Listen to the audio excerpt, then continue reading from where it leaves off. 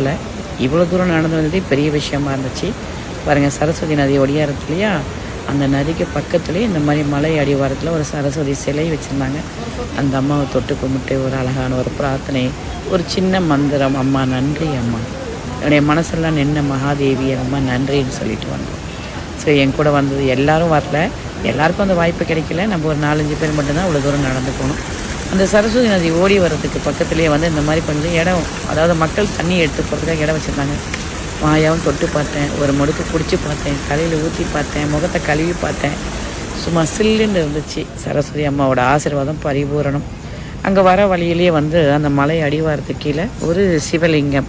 அவர் இல்லாமல் அவர் கண்டிப்பாக இருப்பார் இல்லையா, காடு மேடு கல் செவுறு எங்கேயாவது இருப்பார் இல்லையா, அவருக்கு பக்கத்தில் ஒரு சுவாமிஜி உட்காந்துட்டு எல்லாருக்கும் வெதி கொடுத்துட்டு இருந்தார்.